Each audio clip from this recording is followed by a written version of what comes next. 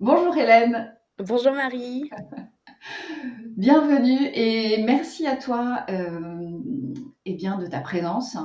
Merci à toi de nous partager ton expérience à travers le mastermind que tu as vécu en fin d'année 2021 et qui s'est terminé donc début 2022. Euh, alors cet échange est finalement le dernier exercice que nous proposons aux participantes. Alors sur la base du volontariat, évidemment, mais c'est un exercice très porteur parce qu'il permet de verbaliser eh bien, le chemin parcouru suite à ces 3 mois d'évolution dans le cadre de cette thématique Osez votre puissance financière. Alors Hélène, avant de rentrer dans le vif du sujet, je te laisse te présenter et nous dire qui tu es. Très bien. Donc moi, j'ai suivi ce mastermind en ma qualité de femme entrepreneur, puisque j'ai la chance d'avoir ouvert un spa de flottaison sur l'île de Nantes, donc bain d'Epsom, avec mon conjoint. Donc on est tous les deux cofondateurs. Et dans l'idée justement de travailler sur notre positionnement, en tout cas sur mon positionnement, parce que je vais parler du coup en mon nom, mais sur ce nouveau positionnement de statut de femme entrepreneur avec toutes les décisions que ça implique et toutes les répercussions qu'il peut y avoir sur le perso et le pro, j'avais vraiment à cœur, moi, pour le coup, de me faire accompagner par un coach, par le biais d'un coaching. Et donc, j'avais mis une petite somme d'argent de côté. Et quand j'ai entendu la présentation du mastermind lors d'un webinaire que tu avais fait avec Sandrine, ça a vraiment fait écho.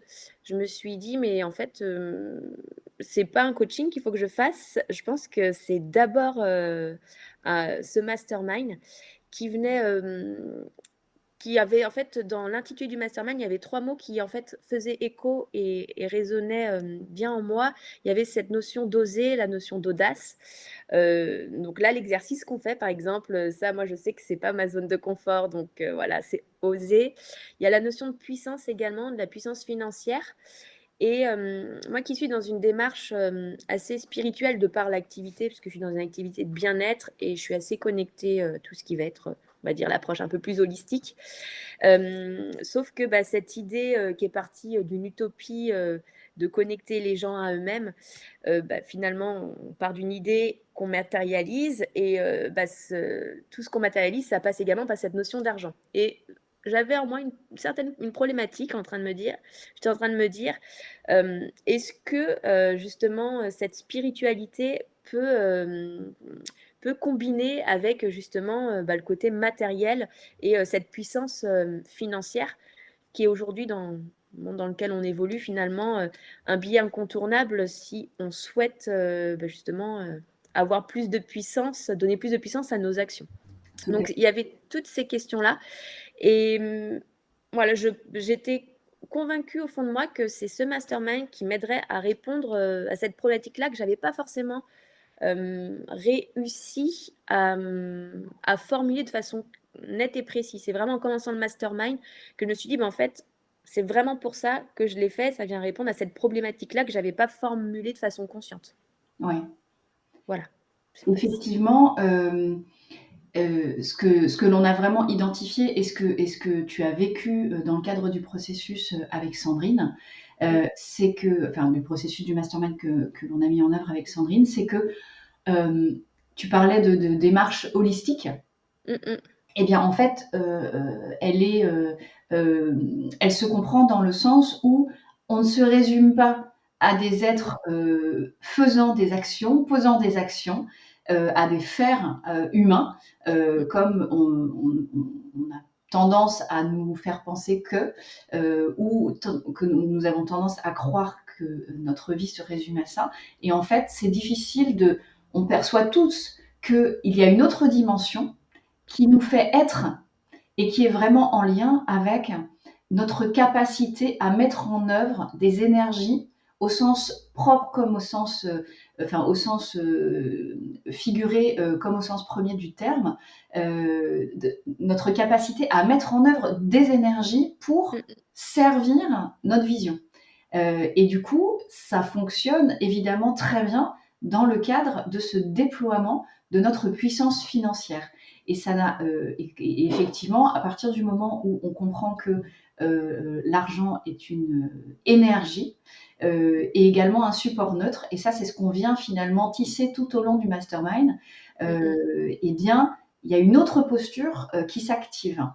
Et cette posture-là, eh bien, elle n'est pas académique au sens traditionnel du terme, mm, finalement. mm, Or, elle fait partie intégrante de ce dont nous avons besoin pour avancer. Et souvent, ce qui est bloquant, et tu parlais tu as osé employer le terme spirituel dans le cadre de ton activité de bien-être, mais en fait, c'est ça, c'est que souvent, on a tendance à catégoriser les choses. mm, Euh, Quand c'est spirituel, c'est du bien-être, c'est de la détente, voire c'est c'est de la presque de la assimilé à de la religion, donc à mm, quelque mm, chose de perché, et ça n'a pas de rapport avec ce qui doit se passer dans la vraie vie. mm, mm, Or, mm. tout est lié. Et c'est ça que, en fait, quand vous arrivez, en tout cas toi, quand tu es arrivé sur le mastermind, tu avais cette conscience des notions, Mm, mais mm. derrière, en tout cas, si je peux me permettre de l'analyser comme Oui, ça, oui, de ma posture d'accompagnante là-dessus, effectivement, à un moment donné, il faut que ça devienne concret. c'est ça, j'avais besoin de voir. C'est ça. Et un peu comme saint Thomas, non, mais voilà, j'étais déjà convaincue, mais quand on est convaincu, parce que je l'expérimente dans ma vie au quotidien je pense que j'ai de la chance, donc j'ai régulièrement de la chance. Et je le vois pour moi, mais finalement, c'était pas suffisant. J'avais vraiment besoin de toucher cette notion, enfin, de rendre en fait cette notion presque tangible en l'observant de mes propres yeux. C'est comme si là, pendant le mastermind, j'avais vraiment pu observer la puissance de cette énergie, la puissance de la croyance. Enfin, justement, une fois qu'on a levé toutes les croyances limitantes, c'est là qu'on voit finalement le champ des possibles. Et voilà, je l'ai observé sur moi, je trouve je suis allée encore plus loin et aussi sur les autres, se dire: «Mais ça marche vraiment». Du coup, ça renforce des croyances et ça démultiplie. C'est, comme si c'est presque exponentiel finalement. Mmh. Oui, parce qu'effectivement, on vient identifier les croyances qui nous limitent, Mmh mh. et pour les remplacer par des croyances qui vont nous ouvrir. C'est ça. Finalement. Mmh Donc il y a mh. effectivement un processus évolutif. Alors, toi, le mastermind donc est terminé maintenant depuis 2 mois. Oui. Comment ça s'est passé depuis? Par rapport à voilà, parce que quand on est porté par l'effet du groupe et par la dynamique de la formation, bah, forcément, on est à fond, et puis ça avance, et puis ça avance tous les jours. Mmh mh. On partage tous les jours, et ensuite, comment ça s'est passé pour toi? Alors j'ai pas l'impression que le mastermind est terminé depuis 2 mois. Hem, Il y a une contraction déjà du temps aussi. voilà. Alors oui, déjà j'ai eu un agenda bien rempli, et si tu me permets Marie, j'aimerais bien faire un aparté Ouais, parce que, j'ai eu l'occasion donc, d'assister, enfin là, de participer à votre, petit déjeuner, informatif que vous avez fait, sur l'île de Nantes, il y a pas longtemps et puis on échangeait avec des personnes qui sont venues assister à la présentation du mastermind ouais.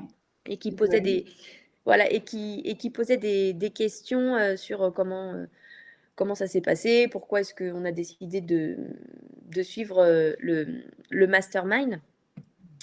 Et comme je te disais, j'ai su qu'il fallait que je fasse ce mastermind. Moi, je me suis décidée vraiment la veille pour le lendemain. C'est vrai, et ça n'est pas, oui, oui, ça n'est Voilà, pas une, oui. j'ai vu parce que mon agenda, je rentrais on rentrait dans le dernier trimestre de l'année avec, un début d'année, qu'on connaît tous dans un contexte un peu compliqué donc tout a repris en septembre, avec, une intensité et une vitesse et clairement, si j'avais pas prévu de lancer un coaching ou de la formation, là sur les 3 derniers mois, ni plus ni moins parce que mentalement, si je regardais mon agenda, mmh, rationnellement, c'était pas possible.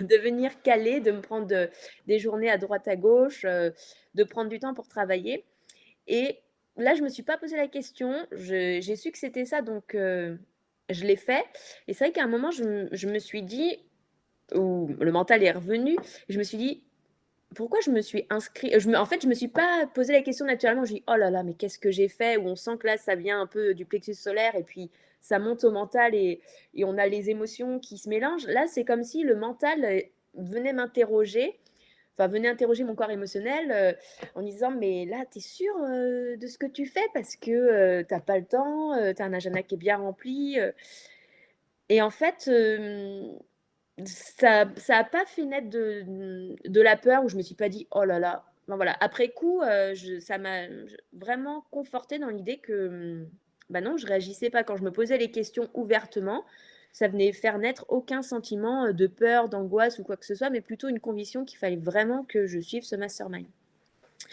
Donc c'est vrai que je l'ai suivi dans un timing qui était déjà, ou dans un agenda qui était déjà bien intense. Ça a encore été le cas là sur le début d'année et puis ce qui me donne l'impression que le mastermind n'est pas forcément terminé, bon, c'est que moi j'ai encore un entretien de coaching peut-être avec Sandrine, d'accompagnement avec Sandrine. Mais au-delà de ça, c'est que, on continue toujours, d'échanger avec toutes les personnes, avec, toutes les participantes, notamment sur WhatsApp. Donc, on sent bien que quand on a des moments où on peut avoir, des doutes ou des problématiques, qui arrivent, ou des moments où voilà, on est un peu moins motivé, bah, tout de suite on a ce réflexe, je trouve qu'on a quand même plutôt bien gardé de d'écrire sur le groupe et il y a Ouais. vraiment cette intelligence collective, où voilà, où quand parfois on n'arrive plus à être, en lucidité pour, bah, juste faire le point et se poser, on a aussi un regard extérieur avec des personnes qui ont pas les mêmes prismes, les mêmes ancrages que nous, donc ça permet aussi d'ouvrir totalement le champ des possibles et donc ça, je trouve ça déjà génial dans le mastermind et c'est ce qui me donne aussi cette impression qu'il est pas, fini quoi. C'était pas, Oui, et c'est très juste parce qu'en fait, et ça on l'explique vraiment au début, mmh, même lors des présentations qu'on peut faire, même si c'est pas forcément capté, mais mmh mh, un groupe se constitue naturellement, c'est-à-dire que c'est pour ces raisons qu'on intègre des personnes jusqu'au dernier moment, mmh mh. versus d'autres qui ont levé la main tout de suite. Donc, et Ouais. là, c'est le cas pour la prochaine session aussi. Et donc, on est vraiment tout à fait consciente que il y a vraiment un appel, il y a vraiment une énergie qui émane de cette sphère, d'une Mmh certaine mh. façon, à partir du moment où nous, on a posé l'intention de redémarrer une session. Et c'est vraiment à chaque personne d'écouter comment se positionne son appel intérieur. Et c'est vraiment ce qui s'est Mmh. passé pour toi. Et c'est plus ou moins net et c'est plus ou moins et c'est différent selon effectivement les situations, les personnes, là où elles en sont. Euh, En tout cas, il y a effectivement la démarche individuelle et la dynamique du groupe. Et finalement, cette énergie-là, eh bien, elle continue de nous porter toutes, hein, parce Mmh mh. qu'on s'intègre clairement dedans. Et encore aujourd'hui, effectivement, moi, je continue d'interagir autant faire se peut sur les différents Mmh groupes mh. qui existent. Et il y a effectivement un lien particulier. Et c'est surtout que ce qui est toujours incroyable, c'est l'homogénéité qu'il y a dans les situations des personnes qui viennent constituer un groupe. Mmh mh. Et c'est pour ça que jusqu'à la veille, eh bien, un membre a sa place, si tant est qu'il se dit oui jusqu'au dernier moment. Mmh mh. Donc effectivement, il y a un début, une fin calendaire, mais ensuite, le processus est ouvert et continue d'évoluer. Mmh. Et c'est quand même plutôt rassurant et plutôt réconfortant, j'ai envie de dire, de pas se dire bon bah voilà, je ferme la porte et c'est fini et après Oui. Mmh. je me débrouille, hein. Et quelle que soit la proximité, parce qu'on avait Marie-Laure qui est à Dubaï, hein, donc Oui, tout à fait. Mmh mh. finalement, voilà, il n'y a pas forcément besoin d'une présence à partir du moment où on est dans une qualité d'énergie réelle. Tout à fait. Euh, Est-ce que tu parlais effectivement des participantes qui, enfin des personnes qui te posaient la question de savoir pourquoi, comment tu avais décidé, Mmh etc. mh. Est-ce qu'il y a un niveau concret que tu es à même de partager sur un apport réel, enfin un apport au-delà de l'apport intérieur Mmh. dans ta posture de co-gérante aujourd'hui par rapport à cette notion de financière au sein de ton entreprise. Oui, j'en ai 2 qui me viennent, naturellement en tête, puisque lors des journées de mastermind, il y a des exercices, très concrets qu'on vient mettre en place qui, chez certaines personnes vont faire, c'est un peu la révélation, vont faire écho.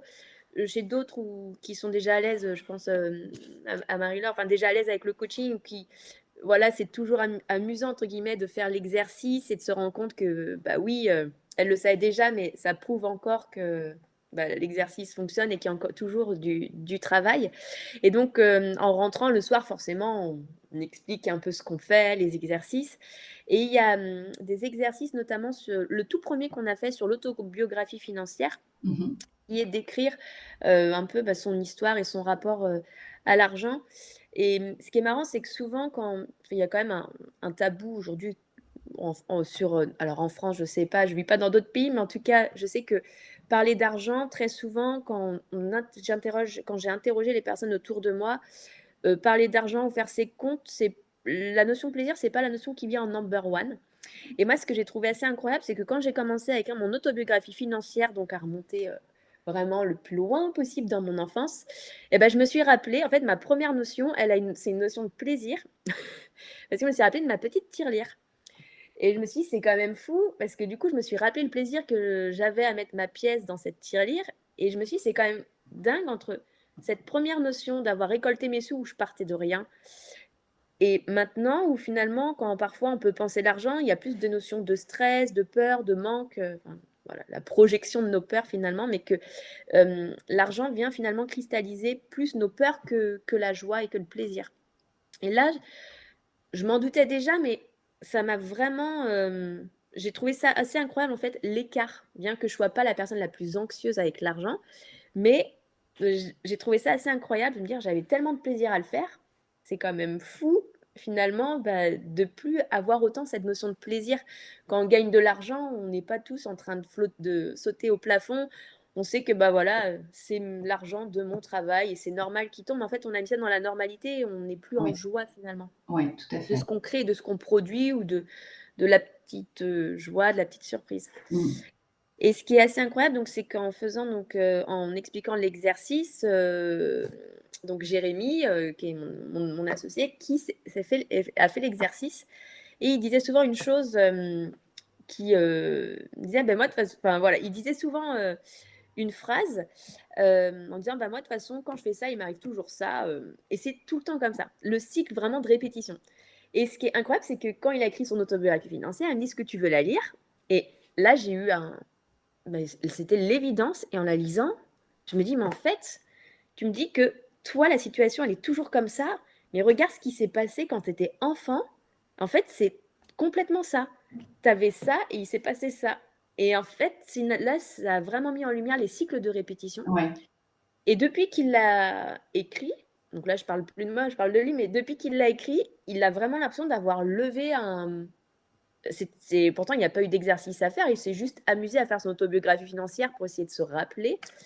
Donc on n'a pas intellectualisé, ça comme, enfin, ou pas intellectualisé, mais moi je ne l'ai pas accompagné comme vous pouvez le faire. Il n'y a pas eu cette démarche de réflexion derrière, et déjà juste la puissance d'avoir juste posé ça et d'avoir identifié un parallèle, déjà voilà, ça libère quelque chose.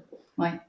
Et donc j'ai trouvé ça assez, c'est venu encore, voilà, renforcer cette croyance que c'était un outil hyper puissant et qui avait vraiment, finalement, on pense que parfois on n'a pas de problématique particulière, mais en fait, on peut aller chercher des points où on peut, optimiser, et puis, bah, dégommer des croyances limitantes qui finalement sont des freins, peut-être pas visibles, mais qui fait que, ben, on arrive quand même à courir, mais on traîne nos sacs à dos derrière, quoi. Ouais. Mais c'est très juste. Effectivement, pour résumer, un des vecteurs, enfin le vecteur principal de l'argent, c'est la joie. Hein, Mmh, l'énergie de l'argent suit l'énergie de la joie. Donc, s'efforcer de reprendre, de remettre de la joie dans chacun de nos mmh, actes, c'est fondamental. Et puis, on voit bien qu'on ne fait pas les mêmes choses quand on est pas bien ou quand on est Mmh, justement joyeux. Donc mmh, ça ne, voilà, ça se passe pas de la même façon de toute façon. Et puis, ce que tu dis, c'est extrêmement juste, c'est qu'il y a énormément de paramètres qui sont finalement très simples et n'ont juste besoin que d'être mis en lumière.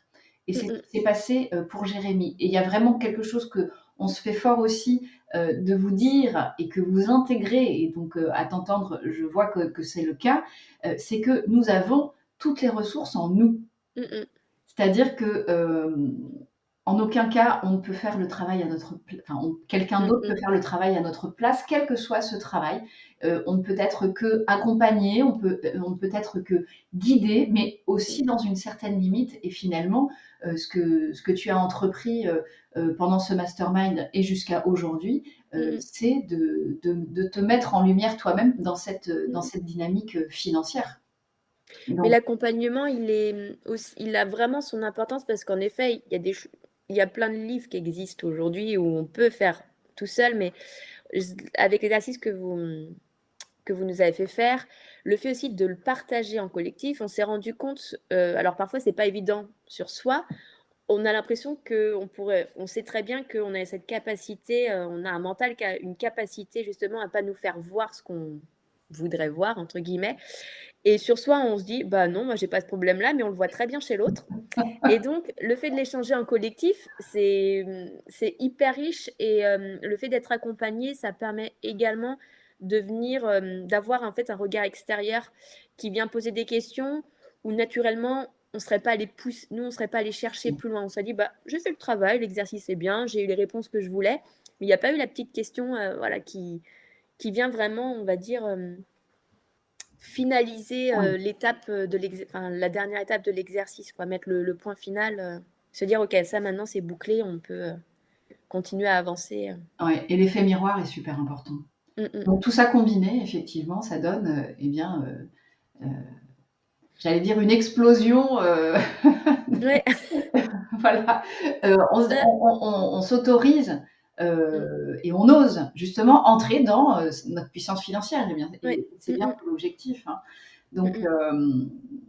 bah, écoute, c'est très riche. Je pense qu'on pourrait, discuter, de tout cela, encore bien longtemps. Je sais que tu as un emploi du temps, hyper chargé. Je te remercie, de nous avoir consacré, ces quelques minutes. Est-ce que, tu souhaites rajouter quelque chose, heu, pour clore cet échange, très très dynamisant? Hem, rajouter quelque chose, non, je pense qu'en effet, on a enfin moi j'ai eu l'impression d'avoir, livré vraiment mes ressentis et là, si l'exercice, en effet, c'est, un des outils en plus de ce mastermind, cet exercice d'interview pour aussi, bah, pouvoir, bah, voilà, expliquer parce que c'est vrai que c'est pas toujours concret, on va mastermind, puissance financière, il y a plein de mots qui peuvent un peu faire peur et je trouvais ça vraiment, intéressant, d'expliquer, qu'on peut très bien le faire sans avoir de problématiques, notamment, financières ou voilà, moi c'est pas quand j'ai dit: «Je me suis inscrite à ça», on m'a dit: «Mais pourquoi tu t'es inscrite à ça? Parce que financièrement, tout va bien», ouais, c'est vrai, mais voilà, je savais qu'il y avait quelque chose et puis, voilà, je savais que ça passerait par là, mais c'était vraiment, bah, pouvoir aussi vous remercier, de vive voix et puis, voilà, inviter toutes les personnes qui, voilà, qui ont des doutes ou qui, mentalisent un peu, mais qui ont envie de le faire finalement. Ouais, d'expérimenter, d'oser, s'inscrire et de participer à l'expérience. Ouais, je pense que c'est le mot de conclusion, oser. En tout cas, Mmh. c'est ce que tu as fait pour toi, pour démarrer. Tu as renouvelé, cette audace ce matin Tout à fait. et encore. Et puis effectivement, nous, c'est vraiment, le leitmotiv, Donc là, la page, voilà, le livre est ouvert. On a commencé à l'écrire ensemble, et toi, tu continues de ton côté. Donc, en tout cas, bravo pour tout ce que tu as mis en œuvre, Hélène, avec nous et sans nous et avant notre rencontre. Mais aujourd'hui, c'est un vrai cadeau, parce que l'anagramme d'audace, c'est cadeau. Donc, le cadeau, c'est aussi qu'on se soit rencontrés et qu'on ait vécu cette aventure ensemble. C'était vraiment extra. Donc, merci pour ça. Et puis, Merci. à très bientôt. À très bientôt, Marie. Au Merci revoir. beaucoup. Au revoir.